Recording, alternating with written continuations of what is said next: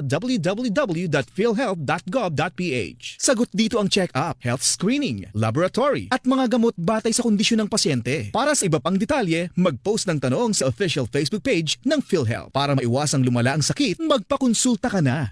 May kaltas pala sa sasahurin ko? Pare, para sa atin din yan. Gaya ng PhilHealth, mabuting insured ang health ng pamilya natin. Sa bagay, nung nanganak si Mrs., malaki ang nabawas sa bill ko. Pero, hindi ko naman laging nagagamit eh. Walang problema doon. Sa contribution natin sa PhilHealth, panatag ka at ang pamilya mo at marami pa tayong kababayang natutulungan. Gaya ng kapatid kong nagda-dialysis. Ayos palang PhilHealth, no pre? Sa ambag ng bawat isa, nakikinabang ang maraming pamilya. Yan ang diwa ng bayanihan sa PhilHealth. Ang kalusugan ay yaman, kaya naman dapat alagaan. Narito na ang programang Hatid ay Dagdag Kaalaman tungkol sa mga benepisyo at tulong na hatid sa atin ng PhilHealth dito sa Alagang PhilHealth sa DZAT Life Radio. Alagang PhilHealth sa DZAT Life Radio.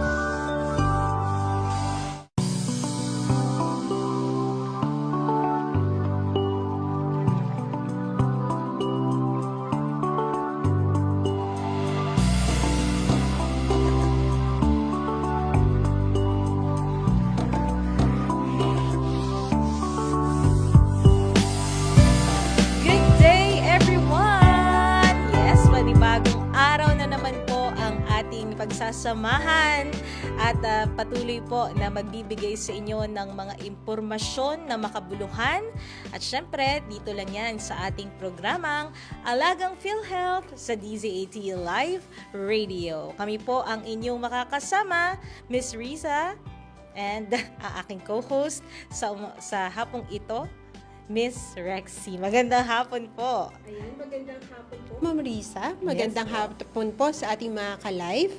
Welcome po sa isa namang edisyon ng Alagang PhilHealth dito sa DZAT Live Radio. Ako po si Rexy Verbo, ang inyo pong makakasama bilang host po ni Ma'am Risa para sa ating program po dito sa Alagang PhilHealth sa DZAT Live Radio. Samahan po ninyo kami upang alamin at unawain po natin yung iba't ibang impormasyon na kailangan po ninyong malaman tungkol sa inyong PhilHealth. At narito po kami upang maging gabay ninyo sa impormasyon tungkol sa benepisyo, serbisyo at alagang hatid ng PhilHealth. Yes, at sa panibagong oras naman po ay ating tatalakayin ang iba't ibang mga paksa, no? Iba't ibang mga usapin tungkol po sa ating magiging paksa sa hapong ito. Kaya Ms. Rexy, ano po ba ang ating topic this afternoon? Ayan, Ma'am Risa, tsaka sa ating mga ka-live. Alam niyo po, ipinagdiwang ginugunita noong October 9, 2025, yun pong World Sight Day. Ito po ay may temang for this year Love Your Eyes. O di ba? Ang ganda. Di ba? Kasi isa po itong paalala sa ating lahat na mahalagang pangalagaan po yung ating paningin. Hindi lang syempre pag may nararamdaman na, syempre habang maaga pa, kung kaya pong maagapan, ay gawin po natin ito. Ayon nga po sa Integrated Philippine Association of Optometrists, sa Pilipinas ay tinatayang 1.11 million ang may katarata, 400,000 naman po ang may uncorrected vision issues, at libo-libo po ang may glaucoma at diabetic retinopathy. Kaya noon nga pong World Sight Day, ito po yung ifo-focus natin dun sa ating pag-uusapan. Yung pong kahalagahan ng eye care at kung paano makakatulong ang PhilHealth sa pag-iwas sa pagkabulag. Ayan, malalaman po natin yung iba't ibang detalye. Kasama po natin si Ma'am Sheila Dalion mula sa Leo, Lucena City. Magandang hapon po sa iyo, Ma'am Sheila. Hello po, magandang hapon po sa inyong dalawa. Ayun. Mabuti po. Ayun, second time na ni Ma'am. Yes dito po. sa ating program. Ayan. Opo.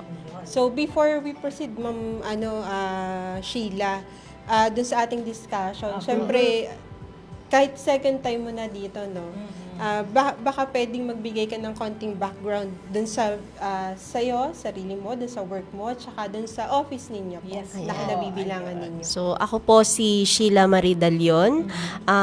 Nag-office po ako ay sa Lucena Grand Terminal, Local Health Insurance Office Lucena. Ang amin pong opisina ay katabi ng Pag-ibig Building. Kasi yung isa pong building doon ay regional office. Ano po. So, ako po ay nakatalaga bilang isang membership marketing point person. Ayun, sa membership and Yes marketing po. pala si Ma'am. Opo. Ayun. So, may mga ilan po kaming katanungan, ma'am. I'm sure naman ready si ma'am. Yes po. Sheila, nasagutin ang lahat ng mga tanong na ito.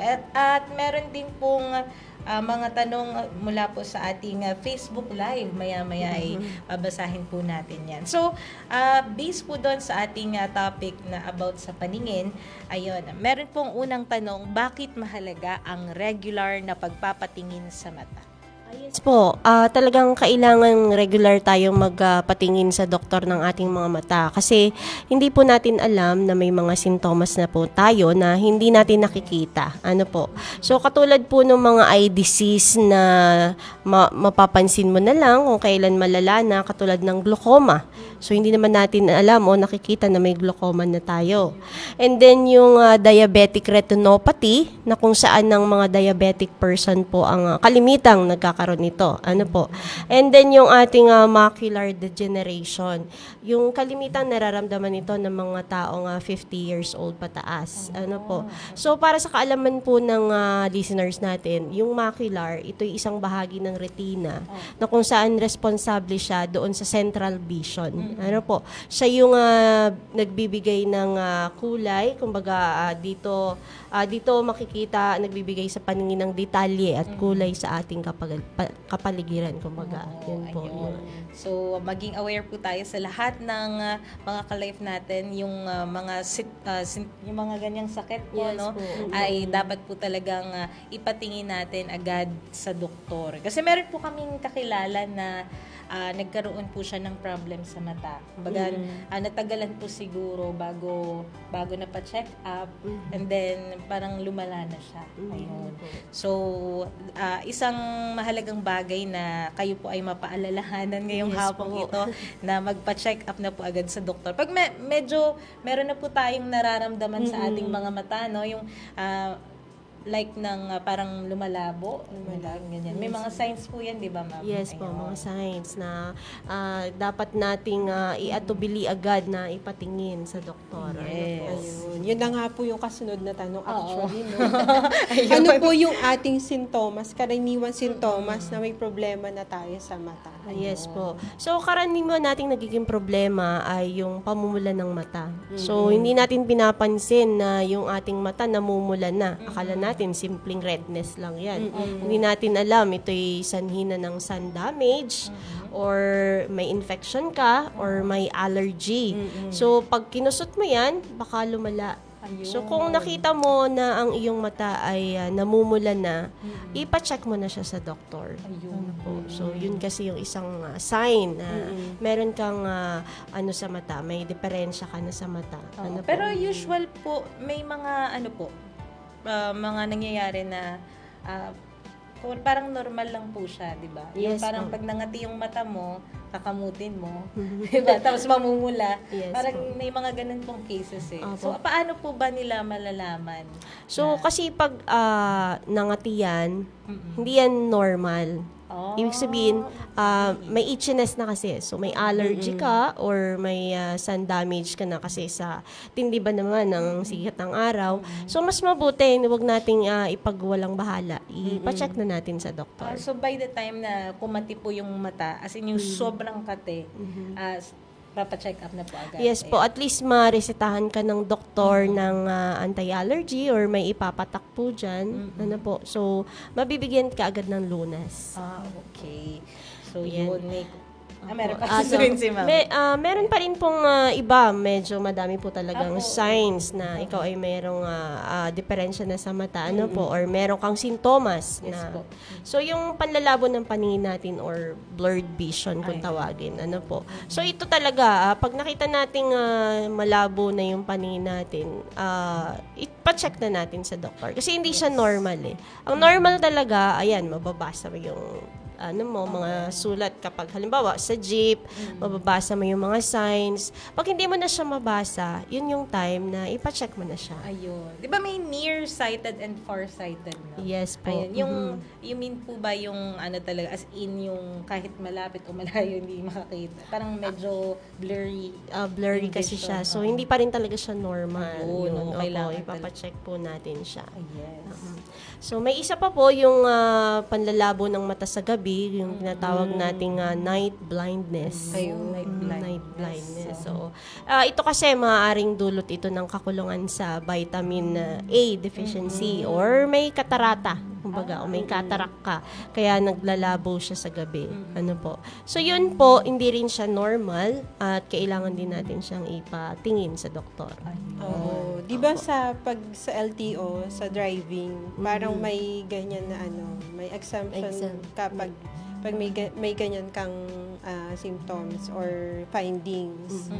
Oo, parang bawal kang mag-drive pag ganyan. Oo, kasi pag driver ka po, di ba, dapat Dapat laging mulat ang mata mo. Yung Kumbaga, kailangan magkakares- malinaw. Kailangan matalas Magkaka-restriction. ang paningin mo kasi magdadrive ka eh. So, umaga, gabi, pwede ka mag-drive. So, kailangan ang vision mo maayos. Opo. Siyempre, titingin ka pa sa mga traffic lights, sa signs. Pag hindi mo yun nakita, yun. Doon tayo Delikado. problema. Delikado. Hindi lang ikaw maaksidente, makakadamay ka pa Yes ng po. iba. No? Kaya yan, mga kalay. So, meron pa pong pagkapagod ng mata. Yung tinatawag nating eye strain. Siyempre, katawan napapagod. Siyempre, yung mata napapagod din. yung matagal nating pagbabasa, pagtitig sa computer, ayan, napapagod yung mata natin. Opo. Na wag nating ipagwalang bahala din. Kasi, pag napagod yung mata natin, yun na yung magiging umpisa ng panlalabo ng mata mo. So, kailangan mo siyang ipahinga. Ayun, opo. Meron pa ding isang sintomas yung pagkasensitibo mo sa liwanag, kung tinatawag nating photophobia. So, kung nakakaranas kayo na medyo kayo sa liwanag, parang ayaw niyong tumingin. Oo, meron kasing cause na gano'n. May ganun pala. Senyales yan ng migraine Opo. o corneal abrasion kung tawagin siya. Opo. So, pagka medyo tumingin sa liwanag like this, meron tayong light, parang nahihirapan kang dumilat. Okay. So, isa pala sa senyales. Meron pa po ba? Yes po, yung pagsakit ng ulo. So, wag nating lang basta headache. Kasi akala natin na headache, inom ka lang ng paracetamol, mawawala na siya. Tapos babalik ulit siya. So, hindi natin alam, ito'y sanhi na pala ng sa mata natin, na may diferensya na yung mata natin. So, yung sakit ng ulo, isa sa mga sign na kailangan mong magpatingin sa doktor. Ayun. Tsaka syempre yun, kahit yung dati ng, halimbawa, katulad namin, na may salamin talaga, gagamit ng salamin. Pag yun, isa yan sa mga signs talaga na parang, kailangan ko na ulit bumalik dun sa aking doktor kasi baka kailangan nang i-adjust yung grado. Yes po. Kasi nag-iiba din po, nag-iiba diba? po yun. So yun, madalas na yung pagsakit ng ulo. Oo, ganun yun. And then, yung iba, may mga floaters na makikita. Yung mga, kung tawagin ng matatanda, may mga ulap-ulap silang nakikita. Oo. Yun, isa yun sa signs na hindi normal ang vision mo. Oo. So, yun, kailangan mo siyang magpa-check up kasi senyales ng retinal detachment o aging. So, hindi nyo alam na sa retina ang nagkakaroon ng problema. Kadalasan po yun sa matatanda. Yes po. Aging din kasi. So, pag naranasan nyo na magkaroon ng bukol, pamamaga sa mata, Yun po, kailangan nyo na rin siyang ipatingin kasi hindi siya normal. Bakit ka magkakaroon ng bukol o pamaga sa mata? Totoo yan. Yes Yun po. yung mga matitinding sintomas talaga. Yan po. No, na talagang ano na siya, warning na siya para ikaw ay pumunta na agad sa iyong mga doktor. Yeah. Okay. Meron pa rin po tayong tinatawag na double vision. Ano po? Yun po yung maaaring senyalis ng strabismus. Para sa kaalaman ng nakikinig, ang strabismus po yung crossed eye, kung tawagin. Yan. Yung naduduling. Opo. Oo. So, nakokorek siya pag nilagyan ng salamin. Ano po. Meron akong na-experience yung bata. So, nagko-cross eye siya kasi malabo pala yung isang mata niya. So, para daw makorek, sabi ng opta, ay di pinasalaminan yung bata. Opo. May grado pala yung kabilang eye niya. Okay. So, Possible nagko-cross pala yun. cross eye siya. Inborn po ba siya, ma'am? Or pwede ring, ikaw ay adult tapos biglang naduduling? Merong inborn, merong dahil lumabo na yung kabilang mata mo. So, pwede po siyang maging symptoms niyan. And then yung nystagmus, yun yung involuntary movement ng muscle ng ating mata. Ayun, ang madalas kong naranasan. Yes, so hindi normal yon. Kasi pag nakikita mo yung ibo ng ibo, nararamdaman mo naman yun ibo siya ng ibo. So hindi siya normal. Parang meron siyang kakaiba sa loob ng mata mo. Opo. So pwede mo siyang ipa-check. Yun po. Okay. And then lastly, yung pagbabago ng kulay ng paningin mo, yung tinatawag na color blindness. Ayun, ang color blindness. Importante na mapatingin natin tong sintomas na color blindness. Kasi sa traffic light, di mo ma-identify kung anong color na siya. So, stop na pala, tas go ka. Yun po. And then yung waiting time, di ba? Hindi natin ma-identify kung red or Diba usual green. po, grayish yung Yes, yung parang gray gray siya. yung paningin Kasi mo sa lahat ng lahat kulay. ng tingin ka, kahit saan ka tumingin, gray lang siya. Oh.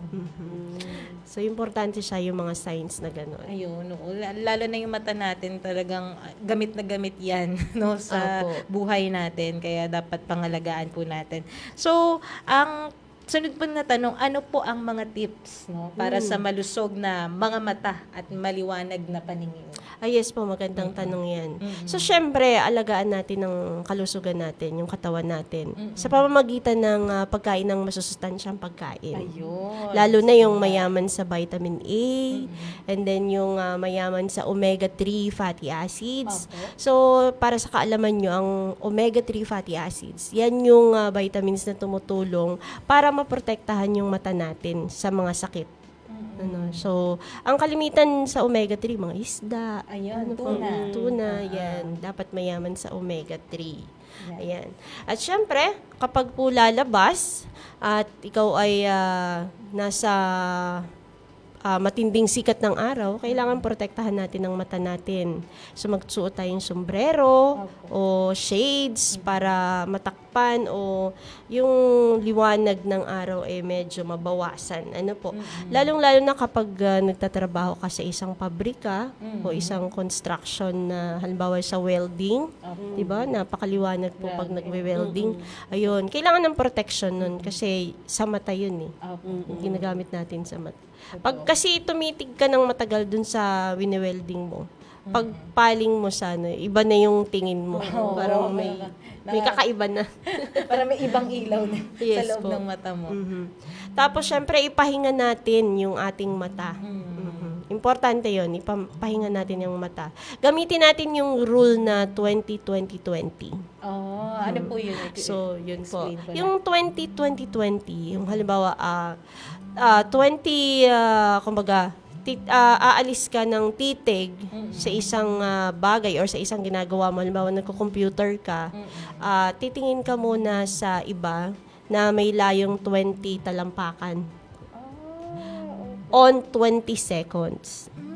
So, pag nakapaling ka na or iniliwas mo na yung tingin mo, yun, kahit 20 seconds siya, mapapahinga mo na yung mata mo.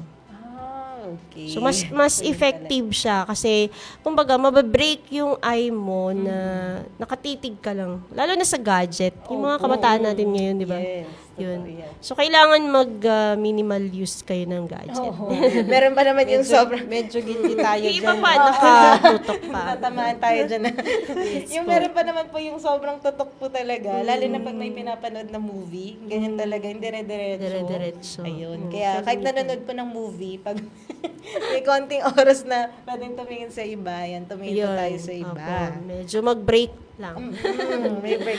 Opo, Di ba may sa break. travel, yung titingin ka daw sa puno, sa mga green, ayun. ano, Green. para Para lang, ma-relax yung ma-relax yung mata mo. Ayun, sa nature, no? Para... Okay, so yun ang mga tips po natin Yes. sa mga mata na para po mapangalagaan at maging malusog ang ating paningin. Ayan. Yan. Siyempre, dadako na tayo, no? Dun sa Ayun. benepisyong nabibigay ng PhilHealth. Ayun. Ano po yung mga specific na benepisyo ng PhilHealth para sa sakit sa mata? Marami po tayong benepisyo sa PhilHealth. Unahin natin yung para sa mga bata. Ano po? Siyempre, kung meron sa matanda, meron sa bata. So, dito sa bata, meron tayong optometric services for children. Ito yung nagkakahalaga na 2,500. Ito'y bagong-bago kasi noong January 18, 2025, sakop na ng PhilHealth ang eye check-up at prescription of glasses sa mga bata na edad 0 to 15 years old. So, kailangan lang na ma-screen or dumaan ka sa isang yakap clinic para sa vision assessment, and then sila yung magbibigay ng reseta para sa prescription ng glasses. Opo. So, yun po yun. Yun yung sa bagong-bagong programa ni PhilHealth. Ano po? Sa edad 0 to 15 years old. And then, tapos, meron po tayong cataract package for PEDJA. Ito naman po yung cataract surgery na with or without intraocular lens. Ibig sabihin ng intraocular lens, yung depende sa lente na ilalagay sa mata ng bata. So, ito ay may range na 135,000 hanggang 187,100. Yung benepisyong makukuha mo sa PhilHealth. Ano po? Yun ay sa mga bata pa lang po. Yes, opo. And then yung sa mga matatanda, syempre, ito yung kalimitan na ginagawa ay merong ibang medical mission. Syempre, si PhilHealth, meron siyang benefit package. Kapag extracapsular cataract extraction with or without multifocal intraocular lens, so depende rin po sa lens na ibibigay o ilalagay sa mata ng isang pasyente. Ito po yung dating 16,000 kada isang mata. Wow. Ano po? So ngayon po, ito po ay naging 20,200 na po, up to maximum of 80,900. Wow. So depende rin sa lens na ilalagay po sa ating mga mata. Yun po. So yan po yung package. And kapag po glaucoma naman ang naging sakit niya o yung kailangan tanggalin sa mata, yun po ay 12,075. At lastly, yung destruction of extensive or progressive retinopathy. Yung procedure na kalimitang ginagawa sa may mga diabetic. Ano po? So, yun po yung diabetic retinopathy na 23,634. So, maaaring ma-avail po ito sa mga accredited facility ni PhilHealth. Ano po? Siya'y ma-avail po. Ayun, doon. so ang kasunod nga pong tanong dyan, saan po maaaring ma-avail ang mga benepisyong PhilHealth? Yes po. So, kung kayo po ay nagpaplano na magpa-check up and then mag-undergo ng ganitong mga surgery or procedure, siguraduhin niyo po na ang inyong clinic na pupuntahan ay accredited po ni PhilHealth. Ayun. Yes po. So, kailangan po yun. Yes po. Oo, para ma-avail po natin itong services. Opo. Ayun. So, ang next na tanong po, magkano po ba ang maaaring maibawas ng PhilHealth sa kabuang gastos ng operasyon sa mata? Ayun nga po yung sinabi ko kanina, yun pong 20,200, Ayun, maximum 20,000. po na 80,900. Oh, Depende so malaki po sa lens na ilalagay. Pag pure cataract extraction, yun po yung 20,200. Isang mata. So, mag-interval ka lang ng 2 days. Kung yung isang mata ay ready na ulit for operation, another 20,200 po siya. Okay. Pag medyo mahal-mahal po yung yung sa operation, ayun, out of pocket na po ba yun ng ng pasyente? Kalimitan kung may lens, kino-cover naman ni PhilHealth po yun. Ayun. So, yun pong tatanong lang natin kung ano yung lens na ilalagay. Kasi malay mo cover Yun kasi- siya ni Doon PhilHealth. kasi, eh. ano na Okay. ma'am, doon nag-range yung Oo, ano. yung Doon coverage magbabase na. yung coverage po na. Kasi dati walang ganun. Opo. Walang, hindi katulad ngayon na kasama na yung lens. Ayun. Mhm. Kaya siya lumaki ng ganun. benefit. 80,900 po. Ayun, mas pinala